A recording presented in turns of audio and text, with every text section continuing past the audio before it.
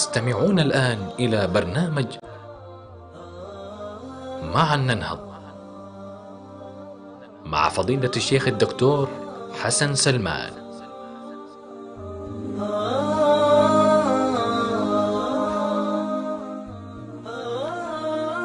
بسم الله الرحمن الرحيم. إن الحمد لله نحمده ونستعينه ونستغفره ونعوذ بالله من شرور أنفسنا ومن سيئات أعمالنا، إنه من يهده الله فلا مضل له ومن يضلل فلا هادي له، وأشهد أن لا إله إلا الله وحده لا شريك له، وأشهد أن محمدا عبده ورسوله. المستمعون الكرام، السلام عليكم ورحمة الله وبركاته، وفي برنامج معا ننهض، وحلقة اليوم هي الحلقة السادسة من حلقات مقومات التصور الإسلامي. وهذه الحلقة بإذن الله عز وجل سنخصصها إلى القسم الثالث من حلقات التوحيد. الحلقة السابقة الخامسة كانت عن التوحيد وأقسامه، وقد تحدثنا في الحلقة الماضية عن توحيد المعرفة والإثبات، وهو توحيد الربوبية وتوحيد الأسماء والصفات، وهو متعلق بالله سبحانه وتعالى من حيث وجوده سبحانه وتعالى وأسمائه وصفاته وإلى غير ذلك. وإن شاء الله اليوم سيكون الحديث عن القسم الثالث من أقسام التوحيد، وهو توحيد الألوهية.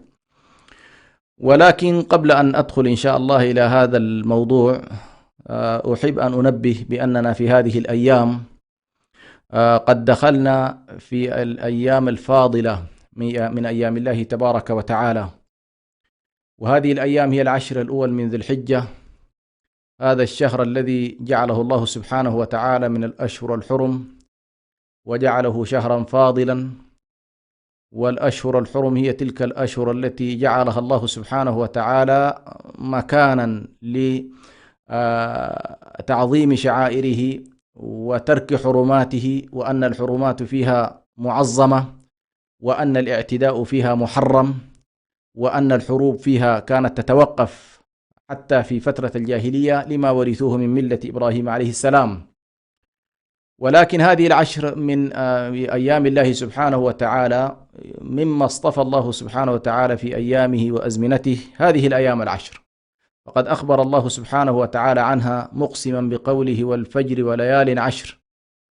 وأخبر الله سبحانه وتعالى بأن هذه الأيام هي الأيام المعلومات، يذكر الله في أيام معلومات، يذكر اسم الله في أيام معلومات، فهي الأيام المعلومات المذكورة في كتاب الله سبحانه وتعالى، وهي تبدأ من الأول من هذا الشهر، شهر ذي الحجة، اليوم الأول، وتستمر حتى اليوم العاشر. حتى اليوم العاشر هي هذه الأيام الفاضلة التي أخبر عنها النبي صلى الله عليه وسلم بأنها أفضل أيام السنة، أفضل أيام السنة.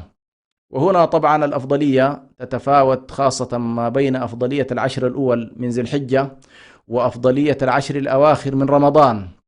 أفضلية العشر الأول من ذي الحجة أفضليتها في النهار، مع أن الأيام كلها ليلها ونهارها فاضلة، ولكن مقارنة ما بين الليل والنهار فإن أيام العشر أفضل من حيث النهار لوجود يوم عرفة فيها، والأيام العشر الأواخر من رمضان هي الأفضل في الليالي لوجود ليلة القدر فيها. إذن هي كلها فاضلة، ولكن هذه أفضليتها تترجح نهارا، والعشر الأواخر تترجح أفضليتها، أفضل العشر الأواخر من رمضان تترجح أفضليتها ليلا. وهذه الأيام من الأيام التي تجتمع فيها الكثير من الشعائر، فلا نكاد نجد أياما تجتمع فيها الصلاة، ويجتمع فيها الصيام، ويجتمع فيها الزكاة، ويجتمع فيها أكثر أعمال الحج، أو تكاد كل أركان الحج تقريبا تدخل في هذه الأيام إلا في هذه العشر. فإذا هي تكتسب أفضليتها لأنها تجتمع فيها الأعمال البدنية والأعمال المالية. فإن أركان الإسلام لو نظرنا إليها تنقسم من حيث الأعمال، نجد أن جزء منها متعلق بالأبدان مثل الصلاة والصيام، وجزء منها متعلق بالزكاة بالمال مثل الزكاة، وجزء منها مشترك يجمع بين المال وبين الأعمال البدنية وهي شعيرة الحج. إذا نحن في هذه الأيام نجمع أفضل ما يمكن أن يقوم به الإنسان. وبالتالي نأمل أن من كل مكلف ومن كل مسلم يشهد أن لا إله إلا الله وأن محمد رسول الله صلى الله عليه وسلم أن يهتم بهذه الأيام صلاة وصياما وإنفاقا وصلة للأرحام وتفقدا للأرامل والأيتام والنظر في أحوال المسلمين وتقديم العون لهم إلى غير ذلك من الأعمال. أضف إلى ذلك تلاوة كتاب الله سبحانه وتعالى والتدبر في معانيه، فإن هذه العشر هي أيام اصطفاها الله سبحانه وتعالى كما نبهنا من قبل في أكثر من حلقة إلى قول الله تبارك وتعالى: وربك يخلق ما يشاء ويختار. وربك يخلق ما يشاء ويختار، فإنه في عوالم الأزمنة اختار عدة أيام، واختار يعني اختار يوم الجمعة، واختار مثلا يوم عرفة، واختار كذلك شهر رمضان في الأزمنة، واختار كذلك العشر هذه، واختار كذلك 4 أشهر جعلها حرم. إن عدة الشهور عند الله 12 شهرا منها 4 يوم خلق السماوات والأرض منها 4 حرم. هذه الأشهر جعلها الله سبحانه وتعالى باختياره أنها حرم. فإذا الله سبحانه وتعالى خلق في الأزمنة أياما وجعل فيها الحرمات تتعاظم وجعل فيها الأجور كذلك تتعاظم، منها هذه الأشهر التي نحن فيها، وخاصة هذا الشهر المبارك الحسنات فيه تتضاعف والسيئات فيه كذلك تتضاعف.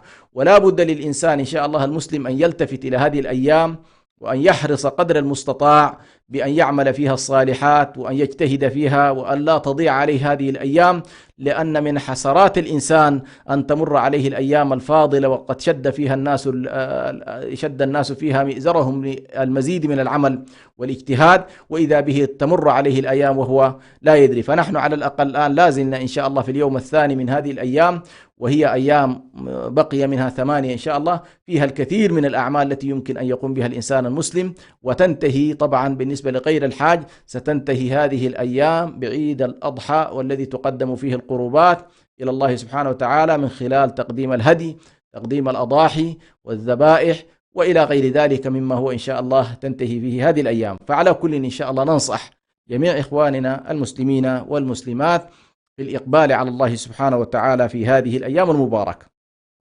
نأتي إن شاء الله إلى حلقتنا فيما يتعلق بموضوعها الأساس، وهو مسألة الألوهية. ذكرنا بأن التوحيد قسم بالاستقراء إلى 3 أقسام، وتحدثنا عن القسم الأول الربوبية، والقسم الثاني الأسماء والصفات. وقد تكلمنا في عدة حلقات عن مسألة مهمة جدا لها علاقة بالتوحيد، وهي وجود الله سبحانه وتعالى. نأتي اليوم إن شاء الله إلى القسم الثالث، وهو قسم توحيد الألوهية. لاحظنا بأن توحيد الربوبية والأسماء والصفات يحقق فاعلية الله سبحانه وتعالى في الكون من حيث الخلق والإيجاد والإعداد والإمداد والإحياء والإماتة، وأن الله سبحانه وتعالى كل ما له صلة بتصرفاته أفعاله سبحانه وتعالى وصفاته وأسمائه، كل ما يتعلق بذلك فهو توحيد ربوبية. نأتي إلى الجانب الآخر، توحيد الألوهية هو ما يجب لله تعالى، ما يجب لله تعالى من الخلق، يعني ما الذي يجب على العباد في حق الله سبحانه وتعالى. ولذلك هذا هو الذي ذكره النبي صلى الله عليه وسلم في حديث معاذ رضي الله عنه، قال: يا معاذ أتدري ما حق الله على العباد وما حق العباد على الله؟ قال: الله ورسوله أعلم. هكذا كانت إجابات الصحابة رضي الله عليهم عندما لا يعلمون الجواب: الله ورسوله أعلم.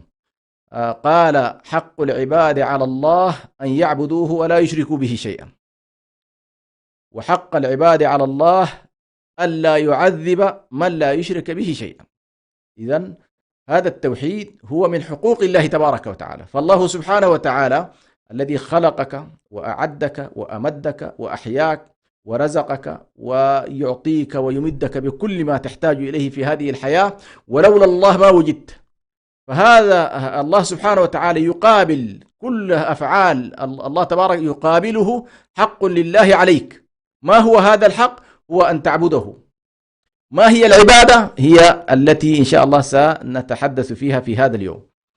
الله سبحانه وتعالى توحيد الألوهية، يعني ابن تيمية عليه رحمة الله يذكر بأن مسألة الألوهية هي من الأله يأله ومألوه والوله، كلها كلمات تدور حول مسألة التعلق والحب. التعلق والحب، وأحيانا تصل إلى نوع من الحيرة والتعب، يعني الحيرة والتعب. فألوهية الله سبحانه وتعالى مبنية أساسا على الحب والخضوع. توحيد الله في الألوهية مبني على أن تحب الله وعلى أن تنقاد لأوامره.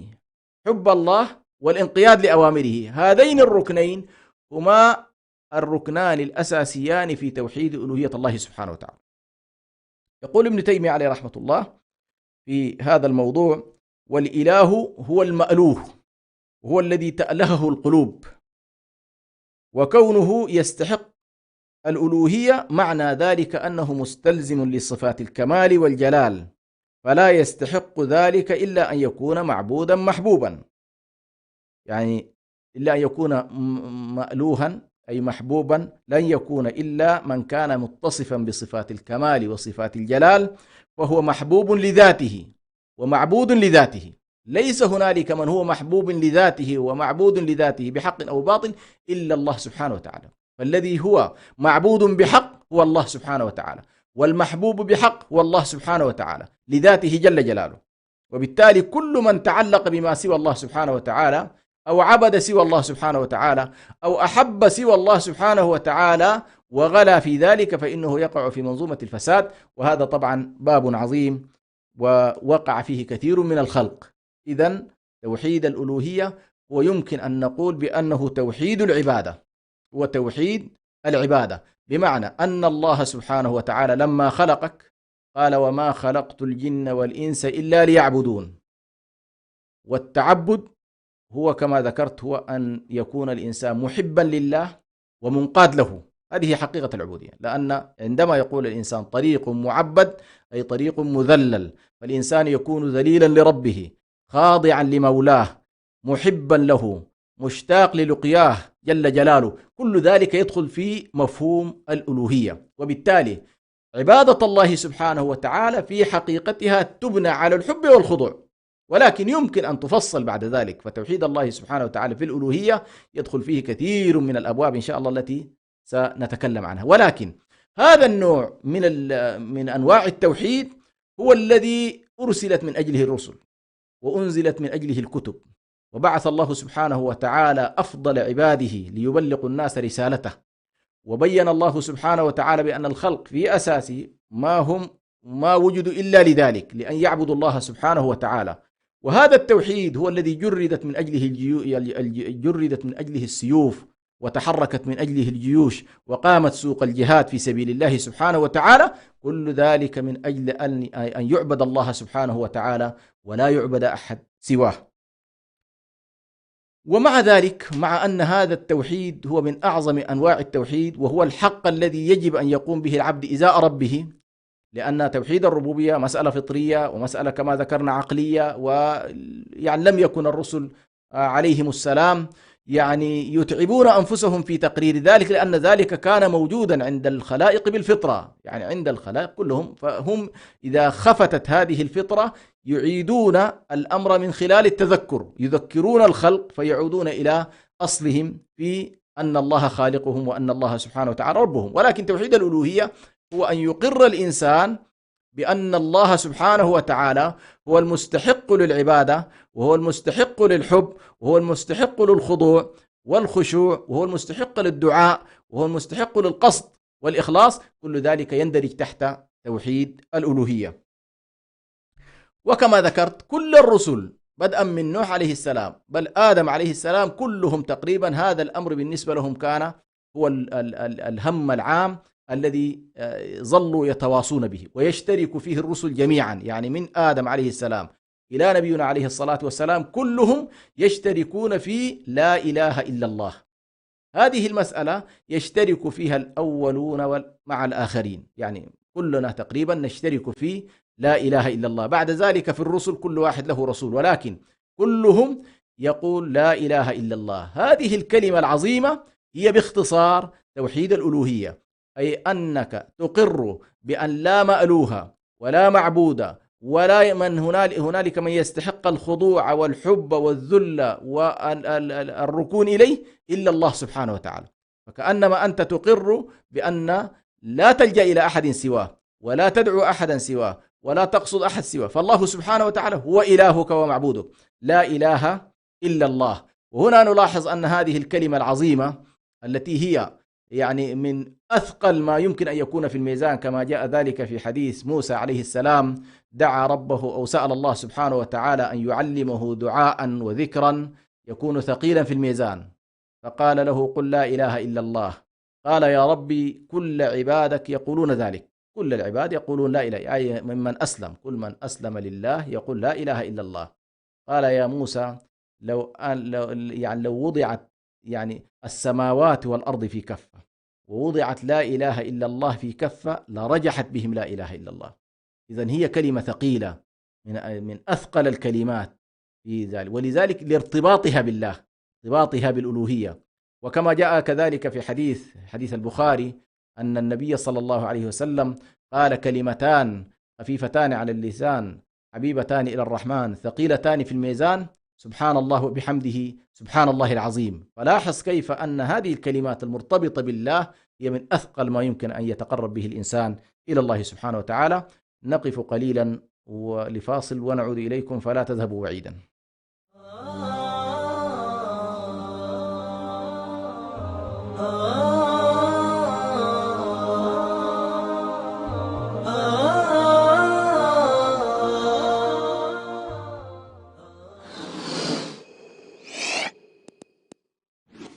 بسم الله الرحمن الرحيم. السلام عليكم ورحمة الله وبركاته.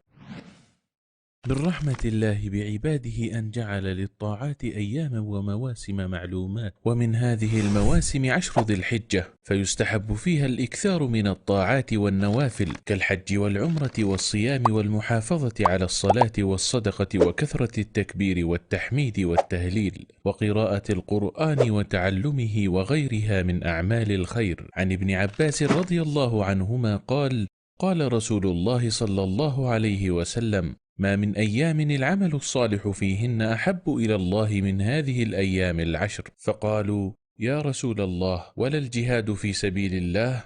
قال: ولا الجهاد في سبيل الله إلا رجل خرج بنفسه وماله فلم يرجع من ذلك بشيء. ومن أهم هذه الأيام يوم عرفة. ومن فضل هذا اليوم على سائر الأيام أنه اليوم الذي أخذ الله فيه الميثاق على بني آدم، واليوم الذي أكمل الله فيه الدين وأتم فيه النعمة على النبي صلى الله عليه وسلم وأمته، وهو يوم مغفرة الذنوب والعتق من النيران، وهو يوم عيد لأهل الموقف بعرفة. شرع النبي صلى الله عليه وسلم صيامه لغير الحاج، فقال: صيام يوم عرفة أحتسب على الله أن يكفر السنة التي قبله والسنة التي بعده. قال النبي صلى الله عليه وسلم: خير الدعاء دعاء يوم عرفة، وخير ما قلت أنا والنبيون من قبلي لا إله إلا الله وحده لا شريك له، له الملك وله الحمد وهو على كل شيء قدير. راديو سلام، سلام ووئام.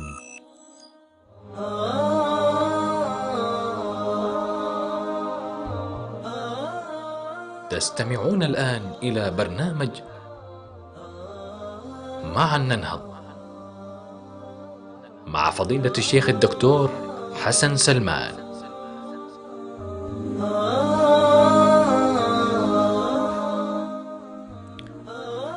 بسم الله الرحمن الرحيم، الحمد لله رب العالمين، والصلاة والسلام على رسول الله الأمين. عدنا لنواصل إن شاء الله في توحيد الألوهية، وذكرنا بأن هذا التوحيد هو من أثقل ما يمكن أن يكون في ميزان العبد، لأنه يتعلق بكلمة لا إله إلا الله، هذه الكلمة التي يدخل بها الإنسان إلى دين الله سبحانه وتعالى، معلنا فيه الاستسلام لله والانقياد له بالطاعة جل جلاله، ومعلنا حبه لربه سبحانه وتعالى، وبأنه ليس مستكبرا عليه، وليس متمردا على الله سبحانه وتعالى، ولا متأبيا على الله عز وجل، ولا مستنكفا من عبادته، بل هو خاضع راض بعبادة الله سبحانه وتعالى، ومعلنا لهذا الرضا. ونلاحظ بأن هذه الكلمة تتكون من ركنين أساسيين: الركن الأول هو ركن النفي، والركن الثاني هو ركن الإثبات. وهو هذين القسمين نجدهما في قول الله تبارك وتعالى: ومن يكفر بالطاغوت ويؤمن بالله. ومن يكفر بالطاغوت ويؤمن بالله، فكل ما سوى الله، كل ما سوى الله ممن توجه إليه الطاعة والعبادة فإنما هو طاغية من الطغاة. كل ما سوى الله سبحانه وتعالى يعبد من دونه عز وجل فهو طاغية، والطغاة كثير كما ذكر ابن عباس وذكر رؤوسهم. فالنفي هو لا إله، لا إله. هذا القسم هو التخلية، تخلية القلب والعقل والتصورات من كل ما سوى الله سبحانه وتعالى، تخلية تامة بحيث هذا القلب يستقبل عبودية الله سبحانه وتعالى خالصة، ليس هنالك شريك مع الله. فالله سبحانه وتعالى أخبر بأنه أغنى الشركاء عن الشرك، فإذا عمل الإنسان عملا أشرك فيه مع الله سبحانه وتعالى قال تركته وشركه، تركته وشركه. القسم الأول هو التخلية، وهو أن تكفر بكل ما سوى الله، ومن يكفر بالطاغوت. القسم الثاني ويؤمن بالله، فقد استمسك بالعروة الوثقى وهي لا إله إلا الله. عروة الوثقى هنا هي لا إله إلا الله. إن من حقق النفي بالكفر بكل ما سوى الله سبحانه وتعالى ثم آمن بالله سبحانه وتعالى على مستوى العبودية والتشريع والانقياد والمحبة، محبة العبادة، وآمن بالله، كفر بكل ما سوى الله وآمن بالله، هنا حقق التوحيد واستمسك بعروة الله، بالعروة الوثقى الموصلة إلى الله سبحانه وتعالى. وهنا نلاحظ أن هنالك ارتباط ما بين قسم الربوبية وما بين قسم الألوهية. فنلاحظ أن إبراهيم عليه السلام مثلا وهو يتكلم مع قومه عن أصنامهم وعن آلهتهم التي يعبدونها من دون الله سبحانه وتعالى، فإنه حدد ما يمكن أن نسميه نحن معايير من يستحق العبادة، معايير من يستحق العبادة في قوله جل جلاله على لسان إبراهيم: قال أفرأيتم، إبراهيم يقول لقومه: قال أفرأيتم ما تعبدون أنتم وآباؤكم الأقدمون فإنهم عدو لي إلا رب العالمين. يعني كل ما سوى الله سبحانه وتعالى هو بالنسبة الذين يعبدونهم من دون الله أيا كانوا، أصنام، كواكب، نجوم، رسل، ملائكة، أولياء، كل ما يمكن أن يعبد من دون الله سبحانه وتعالى إبراهيم عليه السلام يعلن بأنه عدو له. لماذا؟ لأن إبراهيم عقيدته تقوم على قضية الولاء والبراء الصارم، ما كان إبراهيم عليه السلام يتهاون في أمر العقيدة، فقد جادلهم جدالا طويلا ثم أخيرا أعلن لهم البراءة وأعلن لهم العداء. قال لهم: كل هذه الآلهة التي تعبدونها وتدعونها من الآلهة القديمة هذه، كل ذلك بالنسبة لي عدو إلا رب العالمين. ثم انظر بعد ذلك ماذا قال: قال الذي خلقني فهو يهدين. انظر كيف ربط بين أن الله الذي يعبده ويلجأ إليه ويؤمن به هو الذي يخلق وهو الذي يهدي. الذي خلقني فهو يهدين، والذي هو يطعمني ويسقين، وإذا مرضت فهو يشفين، والذي يميتني ثم يحيين، والذي أطمع أن يغفر لي خطيئتي يوم الدين. هذا الذي فعلا يمكن أن نقول بأنه مستحق، لأن لا إله إلا الله معناها لا معبود بحق إلا الله. فالمعبود بغير الحق كثير من الناس ربما يعبدون النمل، يعبدون الشمس، يعبدون القمر، يعبدون النساء إلى غيره، يعبدون أهواءهم. ويمكن للإنسان أن يعبد ما شاء، ولكنه ليس الإله الحق. أفرأيت من اتخذ إلهه هواه. فيمكن للإله، يمكن للهوى أن يكون إلها، يعني بمعنى يتعلق به الإنسان ويخضع له ويحبه. فإذا هنا نلاحظ إبراهيم عليه السلام كأنما وضع لنا المعايير للإله الذي يستحق العبادة. قال: الذي خلقني ويهديني ويطعمني ويسقين، وإذا مرضت يشفين، والذي هو يميت ويحيي وينتظر منه المغفرة يوم القيامة. كأنما هذه الثمان صفات يستحق فعلا من يملك هذه أن يكون معبودا. أما الذي لا يحيي ولا يميت، والذي لا يملك لك الشفاء ولا العافية، ولم يخلقك أصلا ولم تكن أنت من مخلوقاته، ولا تنتظر منه جنة يوم القيامة ولا تخاف عذابا منه، فإن ذلك في حقيقة الأمر إله باطل لا علاقة له بألوهية الحق. فهنا نلاحظ إبراهيم عليه السلام كيف أنه استطاع فعلا أن يربط ما بين الربوبية وما بين الألوهية. ثم نلاحظ أن هذا النوع من التوحيد نلاحظ كل الأنبياء دعوتهم الأساسية ومدخلهم الأساسي للإصلاح هو هذا التوحيد، توحيد العبادة. فمثلا لو أن أحدنا تصفح وتدبر قول الله سورة آل عمران في القرآن الكريم، سيلاحظ أن هنالك مجموعة من الرسل كلهم يشتركون في كلمة واحدة. مثلا نوح عليه السلام يقول الله تبارك وتعالى يقول: لقد أرسلنا نوحا إلى قومه فقال يا قوم اعبدوا الله ما لكم من إله غيره إني أخاف عليكم عذاب يوم عظيم. وإلى عاد أخاهم هود قال يا قوم اعبدوا الله ما لكم من إله غيره. وإلى صالح كذلك، إلى عاد وإلى ثمود أخاهم صالح قال يا قوم اعبدوا الله ما لكم من إله غيره. ثم شعيب يا قوم اعبدوا الله ما لكم من إله غيره. تلاحظ بأن كل هؤلاء الرسل من نوح عليه السلام إلى محمد عليه الصلاة والسلام كلهم يشتركون حول هذا الأمر. ولذلك الله سبحانه وتعالى يؤكد ذلك في سورة النحل بقوله: ولقد بعثنا في كل أمة رسولا أن اعبدوا الله واجتنبوا الطاغوت. هذه حقيقة توحيد الألوهية، وكيف أنك تعبد الله وتكفر بما سوى الله، كيف أنك تخضع لله ولا تخضع لغيره سوى الله سبحانه وتعالى، فما أمرك الله به تفعله وما نهاك عنه تنتهي عنه. كل ذلك مع نوع من التعلق بالله والحب لله والرضا به سبحانه وتعالى، معلنا صباحا مساء بقولك رضيت بالله ربا وبالإسلام دينا وبمحمد صلى الله عليه وسلم نبيا ورسولا. إذا نلاحظ كل هؤلاء الأنبياء اشتركوا في هذه المسألة، وهي مسألة لا إله إلا الله.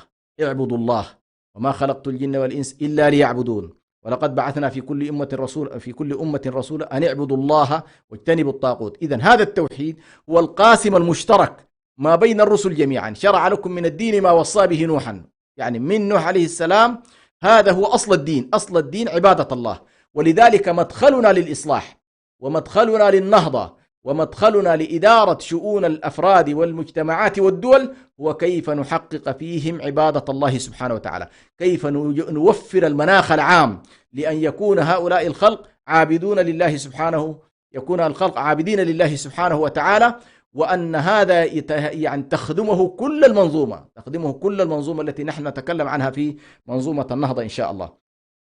وبالتالي هذا التوحيد هو أساس ومرتكز لكل حركة نهضوية، ولا يمكن لأي حركة يعني تلتزم بالإسلام أو تقول بأنها حركة إسلامية ولكنها لا تركز في هذا الجانب ولا تولي هذا الجانب اهتماما عظيما ولا توليه على الأقل عناية من حيث التربية ومن حيث التعليم ومن حيث تهيئة المناخ العام في أن تتهيأ الأمور كلها للمشاعر العامة بأن يعبد الناس ربهم وأن يطيعوا خالقهم، فإنها لا تسمى بأي حال من الأحوال حركة إسلامية. ولذلك هذا الأمر، قضية التوحيد والالتزام بالواحدية هذه، قل هو الله أحد الله الصمد لم يلد ولم يولد ولم يكن له كفوا أحد، هذه المسألة هي تقريبا يعني تحدد لك الصورة التي يكون عليها الإنسان المسلم. لكن المشركين طبعا لما قال لهم النبي صلى الله عليه وسلم يا معشر قريش أو يا معشر العرب قولوا لا إله إلا الله تفلحوا، كان بالنسبة لهم هذا طبعا أشبه بالصاعقة. كيف أن النبي صلى الله عليه وسلم يريد أن يجعل كل هذه الآلهة التي كانوا يعبدونها 360 صنم موجودة، كل واحد أو كل قبيلة أو كل مجموعة عندها صنم من الأصنام تخضع له وتقدم له القربات ويعني تسعى إلى يعني أن تأخذ على الأقل منه الرضا وأن تأخذ منه على الأقل المغفرة، كل ذلك كان بالنسبة لهم مستغرب. ولذلك قالوا أجعل الآلهة إلها واحدة إن هذا لشيء عجاب ما سمع. وانطلق الملأ منهم أن امشوا واصبروا على آلهتكم إن هذا لشيء يراد ما سمعنا بهذا في الملة الآخرة إن هذا إلا اختلاق. اعتبروا بأن النبي صلى الله عليه وسلم أن يجعل الدين كله يدور حول محور الإلهية الواحدة، الإله الواحد المتصف بالأحدية المتصف بالصمدية المتصف بالواحدية.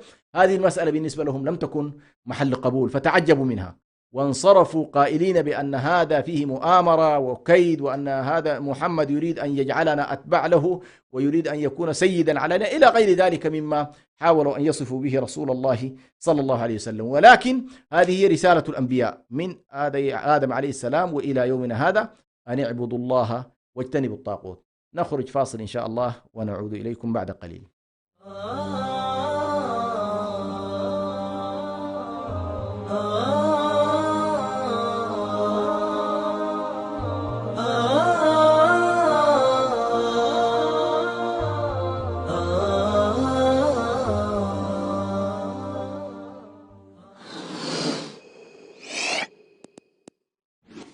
بسم الله الرحمن الرحيم. السلام عليكم ورحمة الله وبركاته.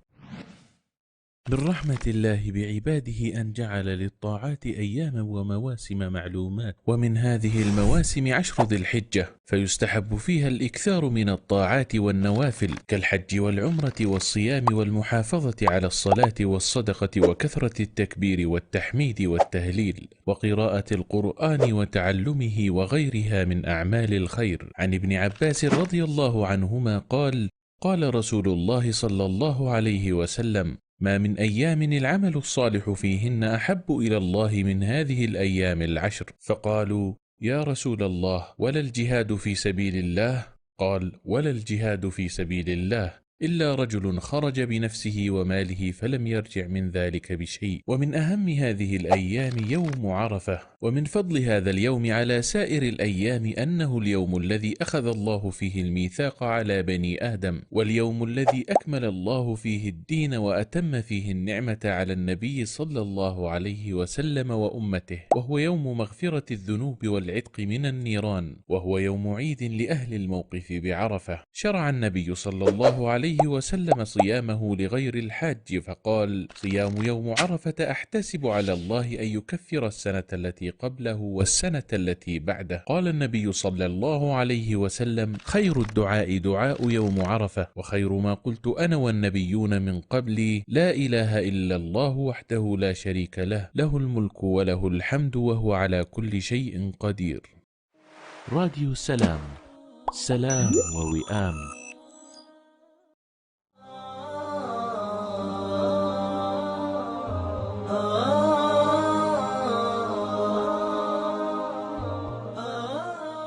تستمعون الآن إلى برنامج معا ننهض مع فضيلة الشيخ الدكتور حسن سلمان.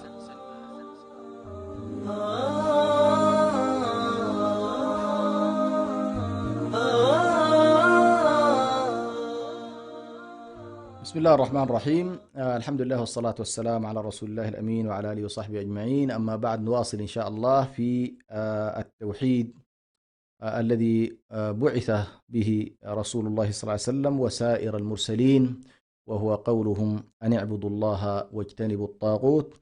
ونقف إن شاء الله في ختام هذه الحلقة حول بعض الأنواع المهمة في توحيد الألوهية لنستجلي بها على الأقل ونستوضح بها بعض المفاهيم المتعلقة بتوحيد الألوهية، وهو مفهوم واسع، لأن مفهوم العبادة كما يقول شيخ الإسلام ابن تيمية: العبادة هو كل شيء يتقرب به الإنسان ويقوم به يعني قاصدا وجه الله سبحانه وتعالى من الأعمال والأفعال والأقوال الظاهرة والباطنة، كل ذلك يدخل في العبادة، يعني بدءا من أدنى شيء يعني يمكن أن يكون إماطة الأذى عن الطريق إلى أعلى شيء وهو لا إله إلا الله، كل ذلك يدخل تحت مسمى العبادة. فكل شيء تقصد به وجه الله سبحانه وتعالى يكون إن شاء الله داخلا في دائرة العبودية ودائرة الألوهية هذه. ولكن هنالك 4 مسائل لا بد من التنبيه إليها، لأنها تشكل أصول هذا النوع من التوحيد، تشكل أصول هذا النوع من التوحيد.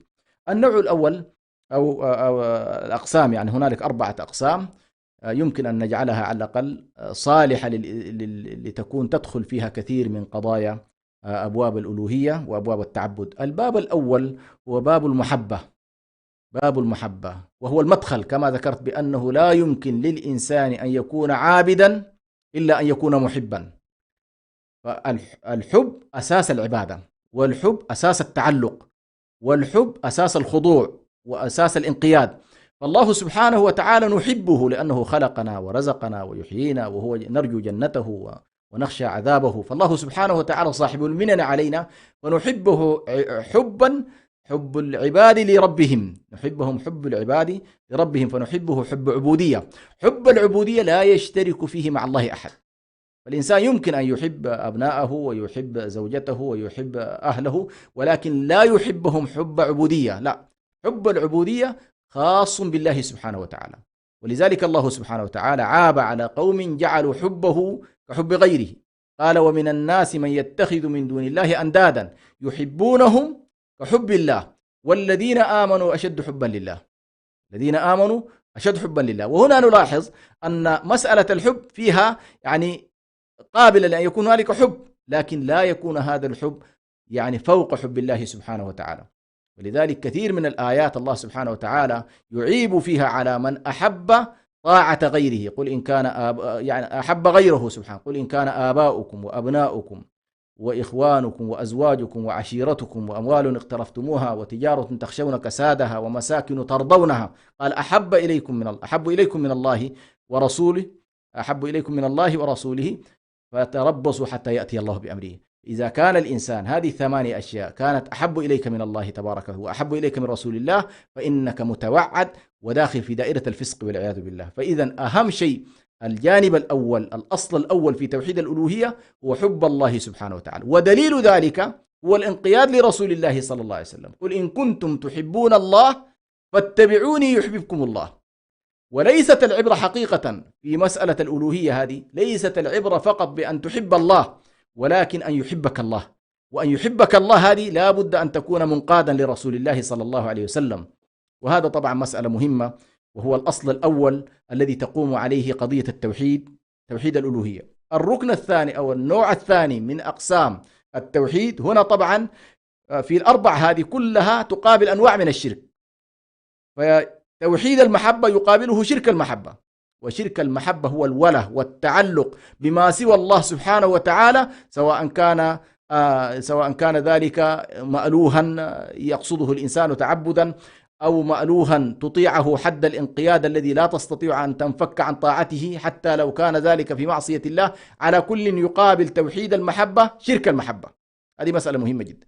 النقطة الثانية من أنواع توحيد الألوهية هو توحيد الإرادة والقصد. الله الذي أحببته جل جلاله لا بد أن تقصده وأن تتوجه إليه وأن تريد وجهه سبحانه وتعالى، تريد وجهه بالأعمال.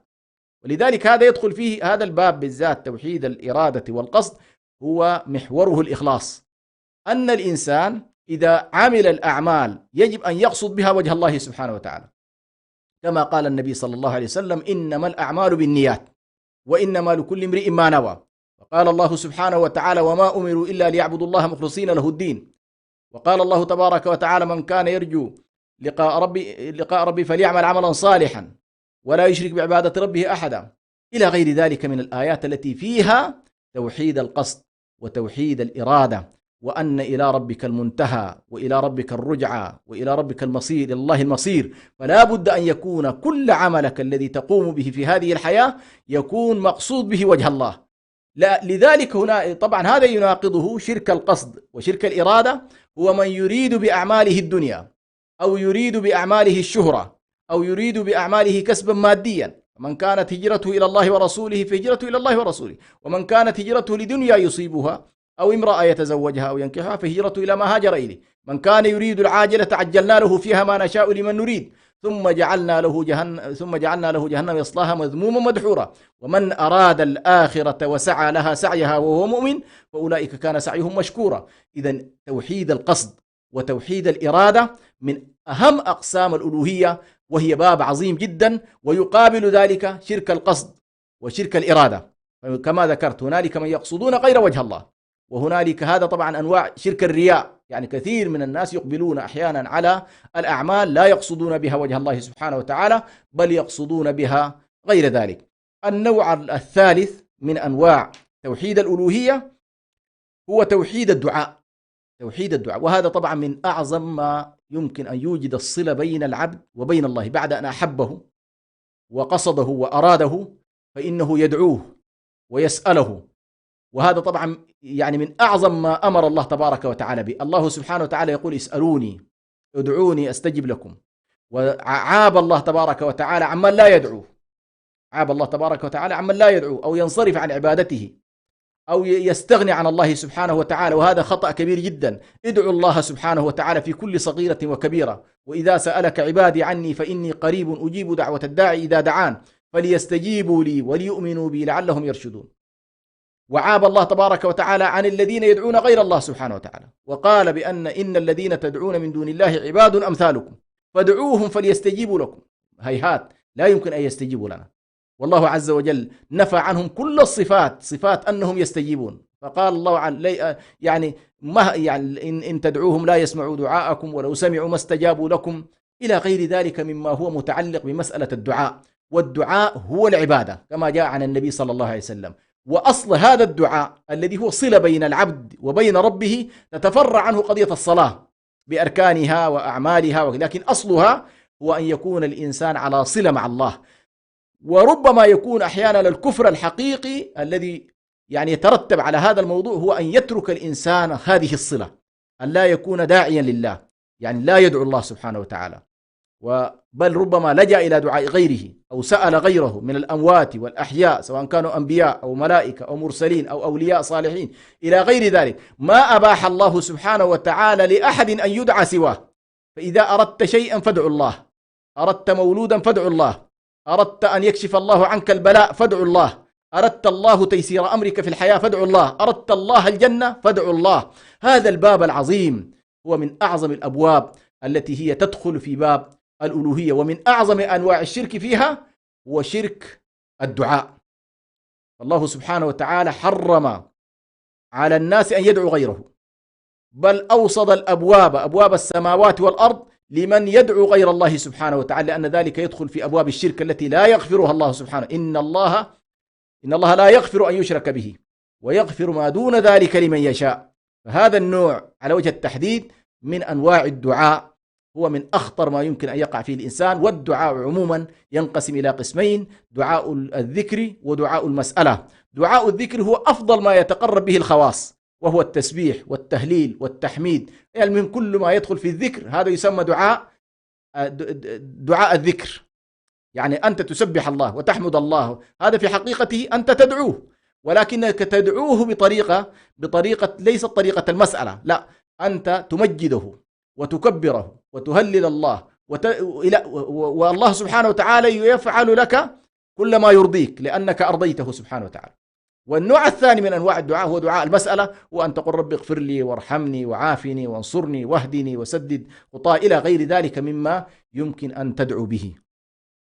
النوع الأخير وهو إن شاء الله الذي نختم به هو توحيد الطاعة والأمر والتشريع والحاكمية. هذا من أعظم أيضا أنواع التوحيد. الله سبحانه وتعالى يقول أطيعوا الله وأطيعوا الرسول، ويقول سبحانه وتعالى يعني عن الذين ينصرفون عن دعاء، يعني ينصرفون عن طاعته سبحانه وتعالى بأنهم في ضلال وأنهم في فسق وأنهم في، لماذا؟ لأنهم التمرد على الله سبحانه وتعالى والإباء والتكبر يناقض توحيد الطاعة. فتوحيد الطاعة هنا نوع من أنواع توحيد الألوهية يقابله شرك الطاعة. وشرك الطاعة يدخل فيه مثلا التشريع فيما حرمه الله سبحانه وتعالى، قضايا الحاكمية، قضايا القوانين، قضايا أن الإنسان تكون حياته ليست مقيدة بأوامر الله سبحانه وتعالى، ولكن المسلم الذي يشهد أن لا إله إلا الله ويلتزم بتوحيد الألوهية فإن هنالك توحيد خاص يسمى توحيد الطاعة، أي أنك تطيع الله سبحانه وتعالى. وإن توليت يقول الله فإن تولوا قل أطيعوا الله والرسول فإن تولوا فإن الله لا يحب الكافرين. وهنا لاحظ وصف من يأبى طاعة الله وصفه بالكفر، وهي طبعا تنقسم عموما كل هذه القضايا فيها ما هو أكبر وفيها ما هو أصغر، ولكن نحن نؤصل هنا الأصول العامة لموضوع توحيد الألوهية. فإننا أمام محبة الله، توحيد محبة الله، ثم الإرادة والقصد، ثم توحيد الدعاء، ثم توحيد الطاعة. وتوحيد الطاعة واسع جدا، تدخل فيه كل الطاعة الفردية والطاعة المجتمعية والطاعة على مستوى الدولة، على مستوى التشريعات. فإن طاعة الله سبحانه وتعالى والدخول في هذا النوع من التوحيد الذي هو مقتضى لا إله إلا الله هو أن تكون نظمنا وقوانيننا وتشريعاتنا ودساتيرنا نابعة من كتاب الله سبحانه وتعالى، وأن لا تخالفه، لأن الله عز وجل يقول ومن لم يحكم بما أنزل الله فأولئك هم الكافرون، ومن لم يحكم بما أنزل الله فأولئك هم الظالمون، ومن لم يحكم بما أنزل الله فأولئك هم الفاسقون. فهذا النوع من التوحيد أيضا يدخل في هذا الباب اللي هو باب توحيد الألوهية. ونحاول إن شاء الله أن نكتفي بهذا القدر، ونسأل الله سبحانه وتعالى أن يلهمنا وإياكم الرشد والسداد، وأن يجعلنا من أهل التوحيد، أهل العبادة، أهل التضرع، أهل الخضوع، وممن يحققون لا إله إلا الله باعتبارها منهج حياة، كما يقول سيد قطب عليه رحمة الله: لا إله إلا الله منهج حياة. فعندما تكون لا إله إلا الله هي منهج حياتك، فإنك تقصد الله وتحب الله وتدعو الله وتأتمر بأوامر الله وتطيعه، وبذلك تكون إن شاء الله إن درجت تحت قول الله تبارك وتعالى: وأن هذا صراطي مستقيما فاتبعوه ولا تتبعوا السبل. الصراط الذي ندعو الله صباح مساء به إنما هو يبدأ بلا إله إلا الله. ونكتفي بهذا القدر، والسلام عليكم ورحمة الله وبركاته.